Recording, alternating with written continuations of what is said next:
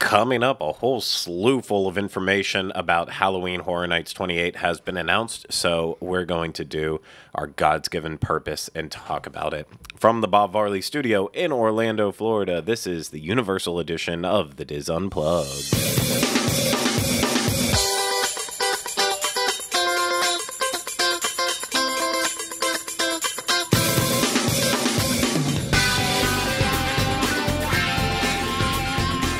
This is episode 177 of the Diz Unplugged Universal Edition.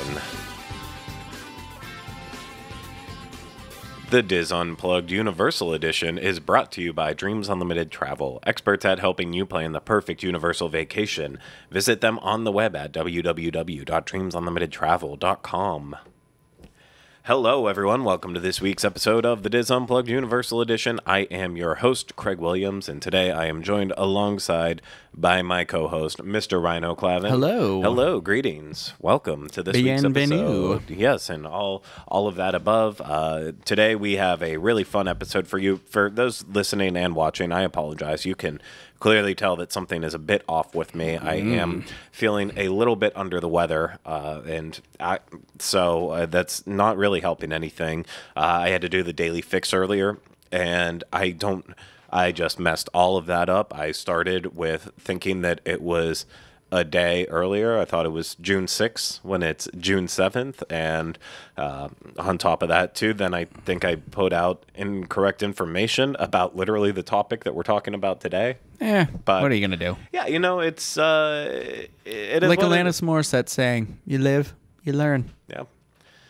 I will live and learn. So, but yeah, so I apologize if this episode's probably going to be another one of those ones. It's a little bit on the shorter side, and it's going to be probably a lot of nonsense because I am like, I'm not feeling it today. I'm not feeling it, but I'm going to do my best anyways to push on through. And, it is about my favorite event, Halloween Horror Nights. So I feel like that at least is going to motivate me to really, really give this the attention it deserves and needs. But yeah, so we got lucky. Pulling the curtain back, something that we don't usually do. Normally we do pre-record our episodes, as we always joke about. Happens on Monday or Tuesday, and the news comes out on Wednesday or Thursday, and then screws us up, isn't it? Yeah, it is Thursday that we are finally recording this. I didn't get back from Paris until Monday night at like 7 o'clock, so I missed our Monday recordings. On Tuesday, I was beat from travel, so I didn't get to do it then. Yesterday, I thought we were going to be able to sneak in our question and answer episode that everyone sent in questions for. Next week, exactly. Yeah. But yeah, this week ended up happening with this announcement, and I was like, well, we haven't recorded yet. We could do the question and answer show, or we could actually be relevant for once and release a show right as news comes out. So, yeah. Unfortunately, we are going to Universal right after this, so it's not even like it will go up until later tonight, but that's not going to change our thoughts and opinions. Yes, indeed. So, okay, let's talk about the announcement. Halloween Horror Nights 28.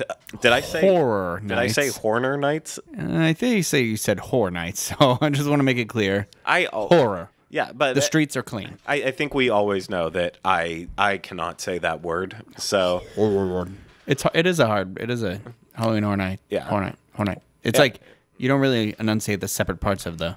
Yeah, it all just blends together. But horror. Yeah, I'm just going to say HHN for the rest of this show, just for the little kiddies' ears out there. Let's be honest, your kids aren't watching this. They don't care. But Halloween Horror Nights 28, geez, I just said I was only going to say HHN from now on. So far, we've had a couple bit of announcements for it. The first one, the best one, was that Stranger Things was being announced for the event this year, the one that kicked off all the excitement. And then right after that, we got a very strange announcement, the one that I forgot about earlier when I was discussing it. We actually got our second house announcement in the form of an original house, and that was Dead Exposure. And I just had completely forgot about it. And then finally the third house announcement was Trick or Treat. But so we got all of that information before, and then today they had a whole slew full of information, and the first big one is that Halloween Horror Nights 28 will have more houses than ever before. What's up with that? I think it's just a nice surprise, honestly. But have they said how many? Yes. Oh, yeah. okay. There will I'm only seeing the thing that says more than ever. Yeah. Well, you're not reading our site, that's why. There's going to be 10 houses this year. Previously, before, there was only 9 houses, and previous to that, I can't remember which year they switched over to the 9-house format. It's all been in the past 5 years. So, but 10 houses, all inside Universal Studios Florida. Oh, they're not even jumping over the other park, huh? No. It's all going to be right in there. So obviously we know the 9 places based on last year where they can put all those houses. So then the next question comes into play. Where is the 10th house Fast and Furious. No, but there's no way. There's only the queue. I was like, they can use the queue over there, but... Yeah, see, like back in the day, they used to use the disaster queue as one of the houses, but they were able to still make that attraction work with a little bit of a section of the queue while using the larger part. With Fast and Furious, you can't move those cars. Yeah, that has a big impact on it. So I guess that's the question, and I'm sure someone else knows about it, and I'll probably read about it after we record this. But that's the first big question on that. But 10 houses, that means we still have 7 houses left to go. But on top of that, they confirmed something that we finally backed off on after the Trick or Treat announcement, and that is that Universal has officially announced that this year's event will be inspired by the 80s. So that works still, as we said before, with Stranger Things. It works with Dead Exposure because that's taking place in Paris in 1982. And it works with some of the things we'll talk about later on in this show. But as far as Trick or Treat, I guess since the theme isn't straight up the 80s, since it's saying it's inspired by the 80s, I guess I can give a pass on that because I do see a little bit of that. A lot of Trick or Treat feels like it's inspired by some of those great slasher films of the 80s with A Nightmare on Elm Street, and it feels like it's a newer Halloween version of all of those. So I guess you could argue that it could fit into that category. But yeah, that is super exciting that we finally do have that confirmation on the 80s because that was such a great era in these scary movies. So I know the 90s was pretty redonk with things like Scream. And I Know What You Did Last Summer. Well, not so much that one. The Faculty. Oh, yes. Famke Janssen and... Josh Hartnett. And who's the Hobbit? Oh, Elijah Wood. Yeah. But that's a house I'd love to see one day. There's other famous people in that movie, too. It's like every year somebody from the Faculty becomes famous, so like it just continually rolls over to being better and better. Yeah, wasn't the guy who played the T-1000 in... Robert Patrick? Yeah, I think he was in the Faculty as well, too. I'm actually going to look it up right now, what we're talking about. Yeah, it has nothing to do with this. I don't think they're announcing the Faculty. Hey, what if they have a Faculty house some year and you'll be like, remember that show we did? That's where you can get your resources on the Faculty. Oh, I will be pumped out of my mind if they ever make a Faculty house. That was one of my favorite movies of that time period. It might have even been in 2000, but I want to say that was 1998. 98, because I remember Disturbing Behavior was right around that era, too. Jordana Brewster, Clea Duvall. Wow. Josh Hartnett, you said. Selma Hayek, Famke Janssen. B.B. Newirth was in it. Robert Patrick. Yeah. Usher. I forgot about Usher. Oh, yeah. He's like one of the main kids, isn't he? Jon Stewart was in it. Elijah Wood. I remember Jon Stewart, Jeez.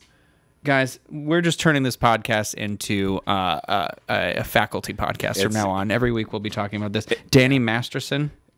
I forgot that he was in that. Tina Rodriguez? I don't know if I know who that is. We will. This will. We haven't announced it yet, but we are going to go through a bit of a name change because everything else happening behind the scenes with the Dis Unplugged and the changes between the Walt Disney World and Disneyland Edition podcast. So Universal is going to go away from being a Dis Unplugged Universal Edition show into a new name. So maybe we can become just the Faculty Appreciation Podcast. I would love that, but yeah. No, audience of like 6. Yes, exactly. The 80s though was, while despite the 90s having those classics like we said, Scream, The Faculty, Disturbing Behavior, the 80s was also just absolutely righteous in its own way. Just so many good movies, and that was a great era for all these horror movies, just having sequel after sequel after sequel after sequel. Leprechaun was 87, wasn't it? I want to say it was. Yeah, I feel like it was the 80s because Jennifer Aniston doesn't have the nose job yet. It's like Jennifer Aniston Quantum Leap Jennifer Aniston. Yeah, I can't search it fast enough to actually look it up. I think it was maybe it was 90. 1993. 90. Jeez Louise. Yeah. Wow, I was way off on that one. But right before Friends, jeez. Same year, I guess. Yeah. Wow. Okay, I was way off. Her and Courtney. Well, I guess Scream wasn't 93. I guess Courtney Cox was on Scream for a while when she was on that, but 96. Yeah, Scream was. Yeah, that was. Anyway, we've gone off topic. We have gone off topic, but it was mostly because I wanted to talk about.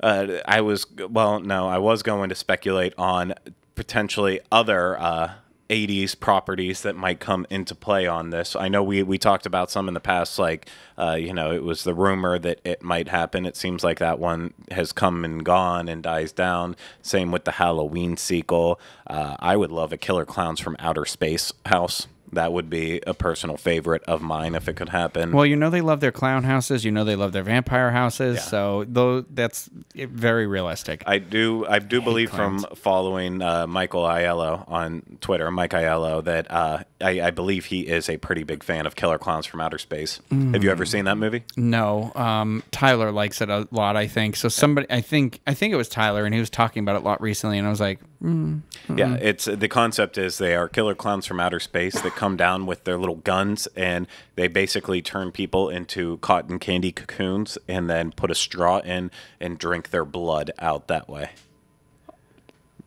Okay. Yeah, it's pretty awesome. So, but let's go over the other things that they did also announce with this. The one that wasn't really a surprise given the awful luck they had last time around at Halloween Horror Nights, as well as then their appearance in the grand opening for Fast and Furious Supercharged.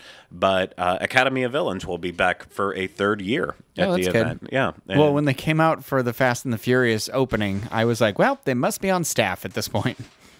Oh, yeah. I think they are now the go-to dance troupe for Universal for anything they would ever need. I think they just have a revolving open door policy. I am excited that they said they'll be bringing a brand new show to the event. So. And hopefully a stage that actually gets to work this time with a full show. Yeah, of course, if you don't remember or you're new to watching or listening to us since last year, Academy of Villains debuted 2 years ago, and it was easily one of the best aspects of that year's event.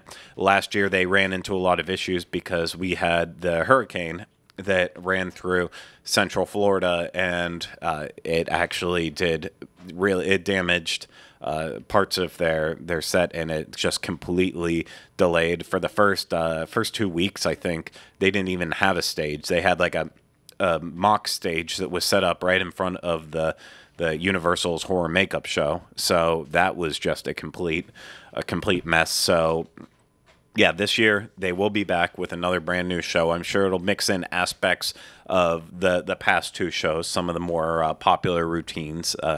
I think they like try to do that, but then add in new elements. Hopefully it's no more body contortionists or anything like that. Yuck.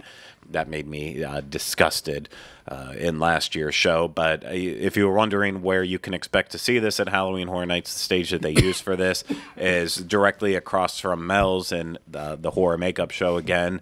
They always put it up for Rock the Universe, and then it gets converted for HHN, and it's a great area to watch the show. But that's not all, Ryno. Whoa. We were told by Universal that there would be 5 scare zones this year. How many are there normally? Typically 5. So you have the one when you walk in Production Central. Then you have the one in New York. You have the one in Hollywood. You have the one in Central Park. And then you have the one in San Francisco. That's right. So we know there's going to be 5 returning again for this event. I'm sure roaming hordes and all that will be included as well, because you need people with chainsaws in the street scaring the bejesus out of you. I don't like it. But we actually, in another surprising twist for Halloween Horror Nights, and they're announcing information, we have the first 3 original scare zones. That's a lot. That's a big announcement. Yeah. Oh, no, it's massive, and it caught me off guard. I don't know if other people expected this, but in general, in the past, all of the announcements made throughout the summer are typically just the intellectual property houses, and then when you get to about a month or 2 off of the event, then Universal will do a full-blown post about all the original concepts. Craig, we're only 3 months away from the event. Because it's technically September. So it's June now, July, August, September. It starts September 14th. Yeah. So it's like, it's crazy to think it feels so far away, but how close it actually is. Yeah, it's usually, when they announce the original information, though, that's usually like the first week of August, or maybe because like people late get less July. Excited for the things they don't know, Exactly. They want to drum up a lot of the excitement with the intellectual property stuff. But so to already announce 1 original house and now 3 original scare zones is just next level bonkers. But I'm excited about it. I'm going to save the best one for last, the one that we're probably going to want to discuss the most. But let's go over the 3 scare zones that they announced. The first one that we'll talk about is Twisted Tradition. So the description for Twisted Tradition is travel through the forest of Central Park where an ancient evil has been awakened. Halloween has been transformed into an abomination with rotting pumpkins fused with decaying human flesh, trying to escape the grasp of these fetid beings with nothing but the light from rotting jack-o'-lanterns to guide you. So, I wonder if the rotting jack-o'-lanterns are the broken jack-o'-lanterns from the trick-or-treat. And it's clear, right, when they say travel through the forest of Central Park. Where it's going to be in the same... Yeah. Well, I'm super excited about that, because that area decked out with all those pumpkins, was just like my favorite thing last year, so... Yeah, no, it really... All the pumpkins up in the tree adds just this really special feeling when you walk through this area. So the fact that they're going to put it in Central Park again, have the pumpkins hanging from trees and maybe everywhere all around, that just seems really, really cool. But then in terms of in terms of the theming inside here, though, it feels like there's just going to be like a lot of like demon type characters going around. I know it says the decaying human flesh, so I'm sure we're going to see some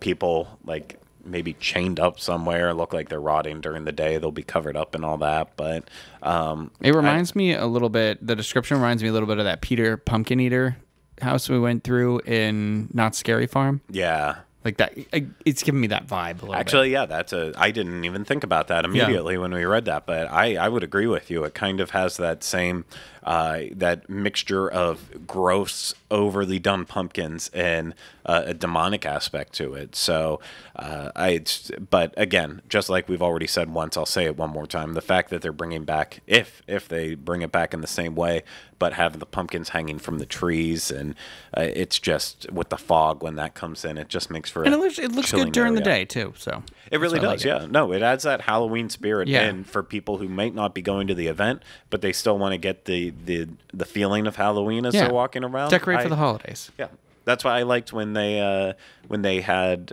the the Shady Brook area in Central Park a couple years back. It's like most of the stuff they brought out right before the event, but it still kind of had a Halloween feel around the area. I like when that gets to stay, but then keeping with kind of this classic Halloweenish feel in a way, moving from the more demonic twisted side to more with kind of your whole autumn atmosphere. It's the harvest. And the description for this, according to Universal, is an old barn is the setting of every kind of horror. Its walls are decorated with ominous objects and images from each house, hinting at the horrors to come. This barn is not as abandoned as it initially seems, and by the time you realize what lies within, it will be too late. Foul creatures lurk within, ready for a harvest of flesh and screams. Is this going to be on the main strip when you walk in? I don't know. Because you're saying that it's got pictures of horrors from the other houses sounds to me like those are going to be the things that populate the area. Like that's what's going to pop out as those pictures come to life or something. Yeah, that's I was back and forth between this one, and while I feel like that seems like the right place for it because of that mention of the houses. The Despicable Me on the left too is like a twisted looking house, so it seems like the street they could do kind of a barn facade or something. The only reason why my speculation was on San Francisco and not as soon as you walk in was just because everyone to get into the park has to go through that main strip. There's no way of, I guess, you can go right and go around Hollywood and stuff. But to me, it feels like this area is going to actually have a giant barn that you have to walk right through.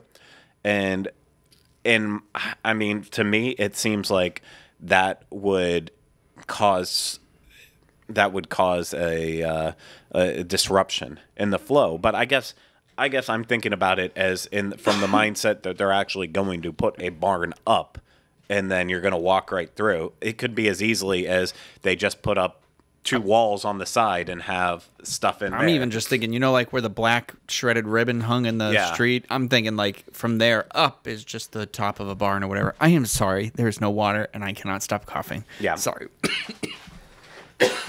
Oh, we all think you're disgusting. You're coughing. I sound like sexy Phoebe, getting ready to sing Smelly Cat. So sticky shoe. Why are you so sticky? Yeah, and but no, it's so this one. I could see it. It's either going to be Production Central or it's going to be probably San Francisco. I can't imagine this being in the New York area. It just seems.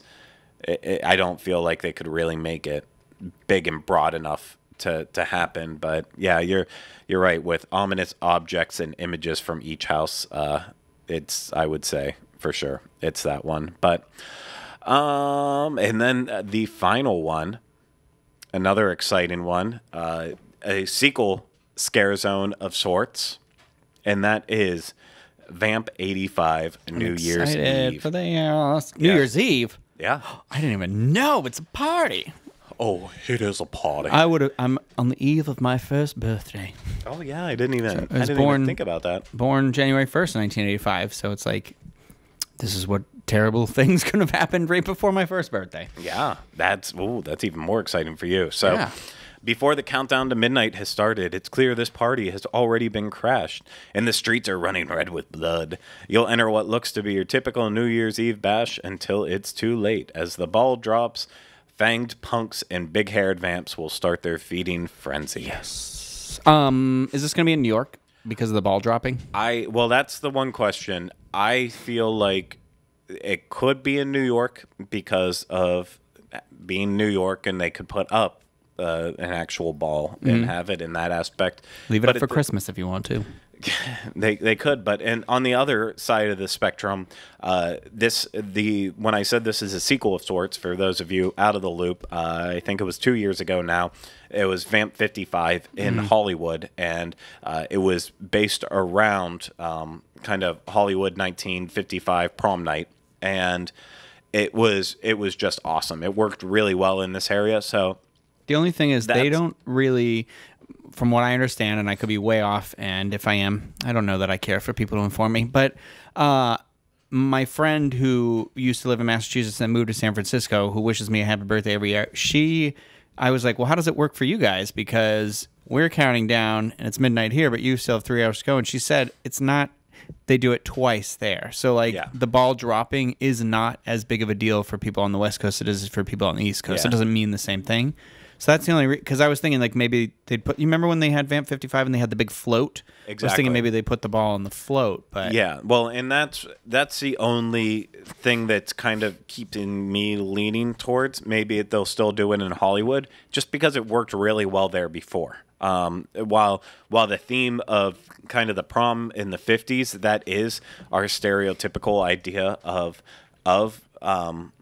the 50s is kind of that California lifestyle. You think of Grease right away. You think of Happy Days. Like that's where your mind kind of goes to, even though I don't think Happy Days takes place in the Midwest. But regardless, you can easily tell that it's filmed out in California. But yeah, I don't know.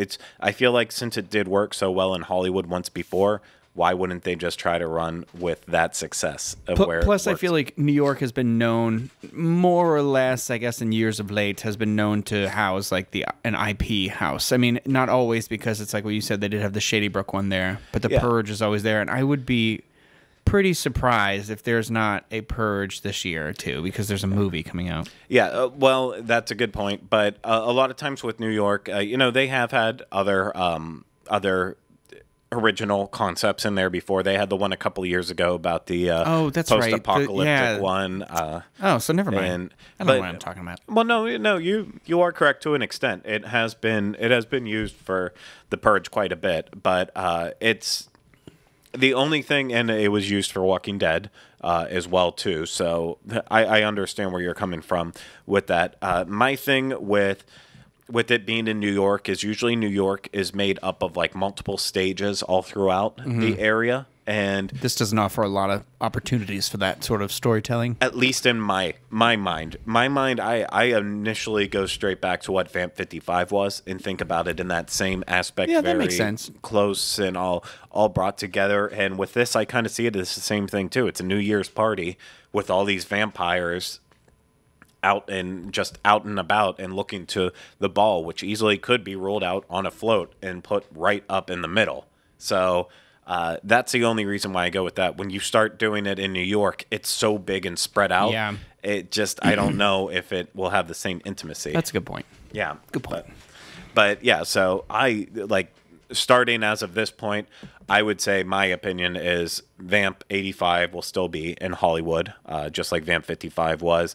The Harvest, I'm sure they'll work a way out, but yeah, it's probably going to be in Production Central, and Twisted Tradition, we already know it's going to be in Central Park, so that's not really a guess. But beyond that, that's all we know about the event. Those 3 houses, 3 scare zones, and 1 show. So there's still a whole lot more information to come out. And if you don't even know when Halloween Horror Nights 28 is happening, it is happening starting on September 14th and runs 34 select nights through November 3rd. So that is a lot of fun coming up here very soon, as Ryno said, just a couple months away. So that's actually all we really have for this episode. So I'm not going to keep going on and on about nothing else. So there are other things that we could talk about, but we probably won't until later on. So they had the debut of Blue over at Jurassic Park. So, but I haven't had the chance to get over there to see Blue yet. So I don't feel comfortable really talking about the experience of getting over there to meet Blue until I actually get the opportunity to. So that'll come at a later time. And then the new donut at Voodoo Donut, probably have to get out there. So we might have to have a park-based episode coming up here, which would work out since I'm going on vacation, to do a nice one that we record a little bit early. But we don't have a choice. When do you leave? Next Thursday? I leave next Thursday. Yeah, so you're right. So we don't have a choice. We're not doing that. Oh, we might do the question and answer show. So then the following week, because you're gone for 2 Thursdays, that can be that. Exactly. There you go. That's what we'll go with. Yeah. But yeah, so thank you, Ryno, so much for having this conversation with me. A lot of fun, especially the faculty talk. Yes, it was. For to check out our new faculty podcast. We're not doing that. Yeah, to check out the Diz Unplugged faculty edition, make sure you go to dizunplugged.com. But seriously, thank you everyone out there for listening and watching to this. If you need more information, if you want to actually read about this on our site, we pretty much summarized it and said more. So I don't know why you would need to, but if you feel the need to, you can find the link to this on our show notes page, dizunplugged.com. That's the home for the show notes of this show, all the others on the Diz Unplugged podcast network, along with links to our social media channels, Facebook, Twitter, and Instagram, and so much more good information. So you can always check that out. And if you're watching this on YouTube, as always, make sure you are subscribed, leaving comments down below about what you think, and hitting that thumbs up button if you enjoyed it. If you're listening to this on iTunes, please make sure you are subscribed to us and rating and reviewing us. But thank you again, Ryno. Thank you, everyone out there. And, I forgot, because we're doing this live, I can't put in all the stuff in post. So I have to have the intro and outro all put in together. And I had the intro ready to go. I didn't have the outro ready to go. So now that's a new tactic called stalling. But we'll see you again next week with another episode. Until then, remember, no resolutions.